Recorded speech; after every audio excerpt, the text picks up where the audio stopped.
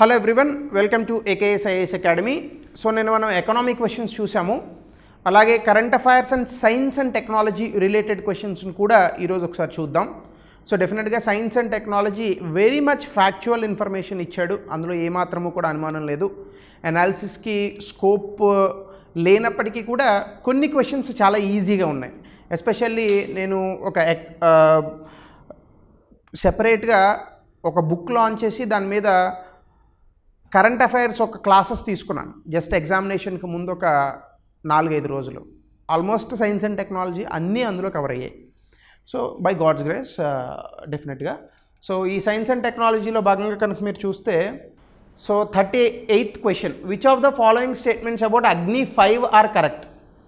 So ఈ question చాలా easy question అండి యాక్చువల్గా మీరు చూస్తే కనుక, ఎందుకంటే అగ్ని 5 చదివిన ఎవరైనా కూడా చదువుతారు. అగ్ని 5 5,000 కిలోమీటర్లు వెళ్తుంది, ఈవెన్ గట్టిగా మాట్లాడితే 5,000 కిలోమీటర్లకు ఇంకా పైచీలకు వెళ్తుంది. సో కాబట్టి సెకండ్ స్టేట్మెంట్ని చాలా ఈజీగా మనము ఎలిమినేట్ చేయొచ్చు. సో కాబట్టి B is completely wrong. So ఇది తప్పు, ఇది తప్పు. ఇంకా రెండు ఏసీ ఉన్నాయి, ఏసీడి ఉన్నాయి, కాబట్టి ఇంకా డి ఆప్షన్ చూస్తే సరిపోతుంది. యాక్చువల్గా టైం ఎలా సేవ్ చేసుకోవాలి ఇది నేను ఆల్రెడీ కొంతవరకు మీకు చెప్పాను, ఎలా సేవ్ చేసుకోవాలనేది. ఫాలో అయిన వాళ్ళు డెఫినెట్గా మంచి మార్క్సే వచ్చాయి. It uses multiple dependable targetable reentry vehicle. యాక్చువల్గా ఇది ఎండిఆర్వి టెక్నాలజీ కాదండి, multiple independent reentry vehicle technology, MIRV technology అది. ఇది కూడా కరెంట్ అఫైర్స్లో చాలా క్లియర్ కట్గా ఇచ్చాడు, కాబట్టి ఇది కూడా తప్పు. సో ఇది తీసేస్తే ఆన్సర్ మనకి 2 అవుతుందన్నమాట. A and C will be your answer for this question. So కాబట్టి అక్కడ మీరు ఈ క్వశ్చన్ పట్టుకోవచ్చు. ఇక నెక్స్ట్ క్వశ్చన్ చూస్తే మనం 39th, ఇది మనం ఏదో సెట్ తీసుకున్నారు మన వాళ్ళు, అందులో భాగంగా చెప్తున్నాను. Which of the following statements about Gaganyaan are true? LME-3 rocket is the launch vehicle for the Gaganyaan mission. It consists of solid state, liquid and cryogenic state, orbital module, etc. మీరు D statement చూస్తే ఇక్కడ it envisages demonstration of space flight capabilities by launching 3 crew members. 3 crew members 400 కిలోమీటర్లే పంపిస్తారు వాళ్ళని. దాన్ని 5 చేశాడు, 3ని 5 చేశాడు, 400ని 500 చేశాడు. So కాబట్టి డి ఆప్షన్ని మీరు కనుక ఎలిమినేట్ చేసేస్తే ఒక ఆప్షన్ వెళ్ళిపోయింది. రెండోది, it is the launch vehicle of the Gaganyaan mission, అలాగే it has orbital crew which comprises of crew module and service module. LM-3 rocket is the launch vehicle. Okay, somewhere I am missing. Okay, right. 39. Yeah. అంతే, ఈ statement తీసేస్తే మిగతా 3 statements correct అవుతాయి. So అందులో భాగంగా ABC ఇక్కడే ఉందిగా answer. So మిగతా అన్నీ కూడా తప్పు. So 3 is your answer. So మనకి ఇందులో ఆ ఒక్క స్టేట్మెంటే తప్పిచ్చాడు, అది బాగా ఫ్యాక్చువల్ ఇన్ఫర్మేషన్ గుర్తుపెట్టుకున్న వ్యక్తులకైతే తప్ప గుర్తుండేటటువంటి అవకాశం లేదు. So that is the very simple thing. Next 47, ఇది చాలా ఈజీ క్వశ్చన్ అండి. The orbit of Aditya L1. Aditya L1 అంటే సూర్యుడిని మన వాళ్ళు కరోనల్ మాస్ ఎజెక్షన్స్ని ఐడెంటిఫై చేయడానికి, వాటి మీద పరిశోధనలు చేయడానికి పంపించినటువంటిది. సో దీని గురించి నేను క్లాస్లో ఎప్పుడో చేశాను దీని మీద వీడియో, ఇనీషియల్గా ఒక 4-5 మంత్స్ క్రితమే, ఈవెన్ 6 మంత్స్ క్రితం కూడా కావచ్చు. చాలాసార్లు 1-2 సార్లు చేశాను వీడియో. లాంగ్రేజ్ పాయింట్ అని చెప్పాను, మీకు ఇప్పటికీ ఉంటుంది ఆ వీడియో, ఒకసారి చూడండి. ఇది 1.5 కిలోమీటర్ అండి, వాడు చాలా తెలివిగా పెట్టాడు. ఈ పాయింట్ తీసేసాడు. 1.5 kilometres away from the earth. ఇది సూర్యుడికి భూమికి మధ్య ఉన్నటువంటి మొత్తం దూరంలో 1% దూరం. సో కాబట్టి ఇది తప్పు, ఇది రైట్. సో ఓన్లీ బి అవుతుంది answer. 47 is 1 is your answer. So ఇది చూడొచ్చు. అలాగే నెక్స్ట్ క్వశ్చన్ చూస్తే Chandrayaan 2, a very interesting question అండి. ఇది బాగా ఫ్యాక్చువల్ ఇన్ఫర్మేషన్, ఇంకా ఎంత లోతుగా వెళ్ళాడంటే అంత లోతుగా వెళ్ళాడు. డిఫికల్ట్ క్వశ్చన్ కూడా. ఇందులో class is Chandrayaan 2 large area sensitive X ray spectrometer కాదండి, మూన్ తాలూకా స్పెక్ట్రోమీటర్ ఇది యాక్చువల్గా. సో కాబట్టి 49వ క్వశ్చన్లో కనుక మీరు చూస్తే ఈ ఫస్ట్ స్టేట్మెంటే తప్పు అసలు first of all. So A wrong option. D option కూడా it is a non imaging spectrometer, అది నాన్ ఇమేజింగ్, ఇమేజింగ్ కాదు. సో డి తప్పు. సో కాబట్టి ఆన్సర్ 1 అవుతుంది. So again interesting question, but చాలా ఫ్యాక్చువల్ క్వశ్చన్. నేను ఇంతకుముందు చెప్పినట్టుగా ఇలాంటి ట్రిక్సే వాడాడు. ఇమేజింగ్ని నాన్ ఇమేజింగ్ చేయడాలు, డిపెండబుల్ని ఇంటర్ డిపెండబుల్ చేయడాలు, నాన్ డిపెండబుల్ చేయడాలు, నాట్ కాకుండా చేయడాలు, ఇలాంటి చిన్న చిన్న ట్రిక్సే వాడాడు. సో ఇది యూపీఎస్సీ స్టాండర్డ్ అందామా అంటే యూపీఎస్సీ స్టాండర్డ్ ఖచ్చితంగా అయితే కాదు ఇది. సో అక్కడ కొంచెం ఇంకా బెటర్గా అడుగుతాడు స్టేట్మెంట్స్. సో కాబట్టి బాగా నిశ్చితంగా పరిశీలిస్తే తప్ప ఆన్సర్ పెట్టలేం. సో కాబట్టి 50th క్వశ్చన్. సో ఈ 50th క్వశ్చన్ కూడా Indian statistician Mahalanobis is popular for introducing new methods of sampling. అందులో Meghnad Saha, geographer best known for the development. యాక్చువల్గా సాహా ఈక్వేషన్ అని ఒకటి ఉంటుంది. ఈ సాహా ఈక్వేషన్ ఏం చెప్తుందంటే క్వాంటమ్ మెకానిక్స్కి స్టాటిస్టిక్స్కి కలిపి ఒక ఈక్వేషన్ తయారు చేసి spectral origin of the stars గురించి ఐడెంటిఫై చేస్తుంది. దానికి జియోగ్రఫీకి సంబంధమే లేదు అసలు. సో కాబట్టి ఇట్ టాక్స్ అబౌట్ కాస్మిక్స్ అనమాట. కాబట్టి ఇది wrong. So only A only is your answer 3. So ఇది దీనికి సంబంధించినటువంటి సమాధానం. అలాగే నెక్స్ట్ 51వ question. Department of science and technology చూస్తే స్ట్రెంగ్థనింగ్ అప్ స్కేలింగ్. ఇది చాలా ఇంట్రెస్టింగ్ క్వశ్చన్ అండి. యాక్చువల్గా ఇక్కడ ట్రైబల్ సైన్స్ ప్లాన్ అని ఇచ్చాడు కదా, మీ టైం వేస్ట్ చేయకూడదని నేను స్టేట్మెంట్ చదవట్లేదు, ఆల్రెడీ అక్కడ ఉన్నాయి, మీరు చదువుతారు కదా అని. అది ట్రైబల్ సబ్ ప్లాన్ అండి. ఈ ట్రైబల్ సబ్ ప్లాన్ మీద 2 క్వశ్చన్లు ఇచ్చాడు. ఇలాంటి క్వశ్చన్లు 2 ఇచ్చాడు. ఇంకొకటి ఏదో మనకి పిఎం అజయ్ యోజన అని ఏదో పెట్టి అందులో 3 స్కీములు ఉంటాయని అందులో కూడా ట్రైబల్ సబ్ ప్లాన్ ఉంటుంది. దాని ప్లేస్లో ఏఏవిఏవై అని ఒక స్కీమ్ ఇచ్చాడు, అది తప్పు. అటల్ వాయు యోజన అనే ఒకటి ఇచ్చాడు, అది తప్పు. ఇక్కడ కూడా సైన్స్ ప్లాన్ ప్లేస్లో సబ్ ప్లాన్ ఉండాలి. సో కాబట్టి సి ఎలిమినేట్ చేస్తే ఆన్సర్ వచ్చేసింది. యాక్చువల్గా ఇది తప్పు, ఇది తప్పు, ఇది తప్పు. So answer 3. అంటే ఇప్పుడు ఇంత ఈజీగా అనిపిస్తుందిలేండి, నేను ఒప్పుకుంటాను. డెఫినెట్గా ఎగ్జామినేషన్లో ఇంత బ్రెయిన్ పనిచేయాలంటే కష్టం. కానీ నేను అబ్జర్వ్ చేసిన మట్టికి ఒక చిన్న పోల్ హుక్ కూడా నిర్వహించాను నేను. చాలామందికి కంఫర్టబుల్గానే స్కోర్ వస్తుంది. సో 70 దాటి ఉంటుంది కట్ ఆఫ్ డెఫినెట్గా. సో 70 దాటిన వాళ్ళు అప్రాక్సిమేట్గా సేఫ్ స్కోర్ అనుకొని ప్రిపేర్ అయిపోవచ్చు. 80 దాటితే ఇంకా అద్భుతం, వాళ్ళకి ఇంకా కంపల్సరీ అవుతుంది preliminary examination. So cut off మనం 70 వరకు ఎక్స్పెక్ట్ చేయొచ్చు. దాని మీద పూర్తి స్థాయి నేను వీడియో మళ్ళీ చేస్తాను, మీరు తొందరపడద్దు. Okay, so this is the thing. అలాగే 52. ఇది చాలా ఈజీ క్వశ్చన్ అండి. ఆర్టిఫిషియల్ ఇంటెలిజెన్స్కి సంబంధించి ఇండియా ఏఐ, ఇది ఎన్నిసార్లు వచ్చిందో న్యూస్లో, ఎన్ని వీడియోస్ చేసామో దీని మీద. So very easy question, direct answer పెట్టచ్చు ఈ క్వశ్చన్కి. సో ఇదొకటి మనం గమనించాల్సింది. అలాగే 53. Nobel laureate in the chronological order. ఇదొకటి ఇంట్రెస్టింగ్ క్వశ్చన్ అండి. బేసికల్గా మనకి సార్ సివి రామన్కి మొట్టమొదటిసారి మనకి స్కాటరింగ్ ఎఫెక్ట్ అనుకుంటా 1930లో వచ్చింది సమ్వేర్. దాని తర్వాత హర్బిందో ఖురానా ఈయనకి కూడా వచ్చింది. ఈయనకి నాకు తెలిసి మెడికల్ సైన్స్ అండ్ ఫిజియాలజీలో వచ్చినట్టుంది 1938 somewhere. Venkataraman Ramakrishnan is the only person who got Nobel prize in chemistry in 2009. So కాబట్టి ఫస్ట్ ఈయన వస్తారు, తర్వాత హర్గోబింద్ ఖురానా, దాని తర్వాత సుబ్రహ్మణ్యం చంద్రశేఖర్, ఈయనకి కూడా ఫిజిక్స్లోనే వచ్చింది. దాని తర్వాత వెంకటం, CDBA.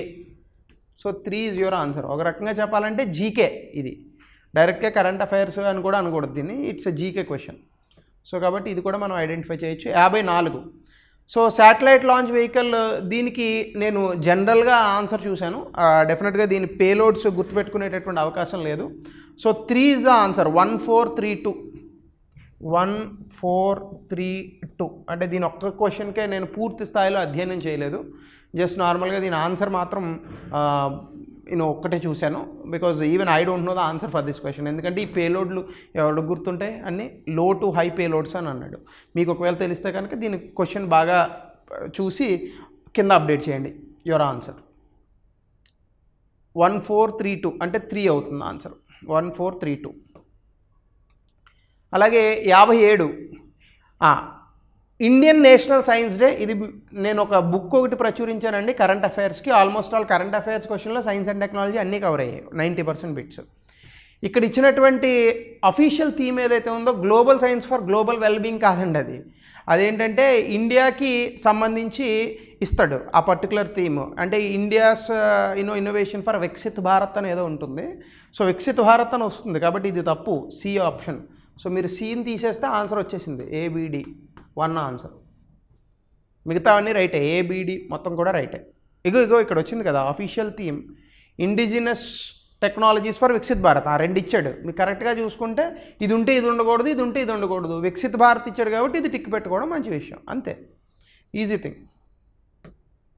అలాగే సో మీకు ఆల్రెడీ మేము చెప్పాము గ్రూప్ 1 మెయిన్స్కి సంబంధించి ఏకేఎస్లో మనం ఒక ప్రోగ్రామింగ్ చేస్తున్నాము, especially for group 1 descriptive mains answer writing plus mentorship program. ఇది నేను గతంలో కూడా చెప్పాను, పూర్తిగా నా ఆధ్వర్యంలోనే జరుగుతుంది ఈ ప్రోగ్రాము.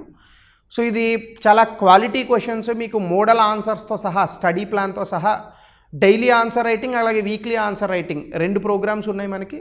సో రెండిట్లోని కూడా ఒకటే క్వశ్చన్స్, క్వాలిటీ క్వశ్చన్స్ని మనం తయారు చేయడం జరిగింది. సో ఎవరికి వీలున్న వాళ్ళు డైలీ రాస్తే బెటర్, వీక్లీ రాసుకోవాలని అనుకుంటే it depends on their time table. So అలా మనం టెస్ట్ సిరీస్ని ఆల్ ఓవర్ తెలంగాణ ప్లాన్ చేయడం జరిగింది. సో దీనికి సంబంధించిన వివరాలు కూడా త్వరలో లాంచ్ చేస్తాము. నిన్న ఈరోజు మీరు కొంచెం టెన్షన్లో ఉన్నారు కాబట్టి ఒక 2 days టైం తీసుకుని we will launch it. So కాబట్టి ఈ కోర్స్ వివరాలు కావాలని అనుకున్న వాళ్ళు కింద ఉన్నటువంటి నెంబర్కి కాల్ చేయండి. అలాగే నెక్స్ట్ క్వశ్చన్ మీరు చూస్తే కనుక ఇది చాలా ఈజీ క్వశ్చన్ అండి, చిన్నప్పటి నుంచి మనం చదువుకుంటుందే. సో కలరా డిసీజ్ అనేటటువంటిది వాటర్ బార్న్ డిసీజ్ మనకు తెలిసిందే, A4 అవుతుంది. ఫైలేరియా అంటే బోధకాలు తెలుసు కదా, అదేంటి దోమకాటు వల్ల వస్తుంది అంటే వెక్టార్ బార్న్ డిసీజ్ అవుతుంది, B3. టీబీ ట్యూబర్క్లోసిస్ దగ్గితే వస్తుంది, సో C1. 431 అవ్వాలి, 431 అంటే 1 ఆన్సర్. చాలా ఈజీ క్వశ్చన్ ఇది. సో ఇందులో కూడా డిఫికల్టీ ఉంటే ఇంకా ఏం చేయలేం మనం. సో దాని తర్వాత విటమిన్ ఏ, ఇది కూడా చిన్నప్పటి నుంచి చదువుకుంటున్న క్వశ్చన్ లేదు. విటమిన్ ఏ చిన్నప్పటి నుంచి చెప్తారు కదా, క్యారెట్ తినండి ఆయన కంటి చూపు బాగా వస్తుందని. సో ఆబ్వియస్గా నైట్ బ్లైండ్నెస్ డెఫిషియన్సీ. సో ఏ ఏమవుతుంది, 2 అవుతుంది. అలాగే విటమిన్ డి అంటే సి ఆప్షన్, రికెట్స్ వ్యాధి అంటే కాళ్ళు వంకర్లు పోతాయి. సో కాబట్టి C4 అవుతుంది. విటమిన్ సి అంటే డి ఆప్షన్ కనుక మీరు చూసుకుంటే విటమిన్ సి స్కర్వీ వ్యాధి అంటే చిగుళ్ళ నుంచి రక్తం కారుతుంది, టీ. అలాగే ఇంకున్నది బి బెరీ ఒకటి. 2143 చూడండి ఆప్షన్ 2143, 4 ఆప్షన్, ఇది రైట్. ఇది చాలా ఈజీ క్వశ్చన్ అండి, ఇందా క్వశ్చన్ ఈజీయే, ఇది కూడా ఈజీయే. So again it's cake walk question. So ఇది కూడా చాలా ఈజీగా మనం ఆన్సర్ చేయొచ్చు. Which of the following currently energy storage సిస్టమ్కి ఎక్కువగా వాడుతుంది? ఎవరికి తెలియదండి ఈ క్వశ్చన్.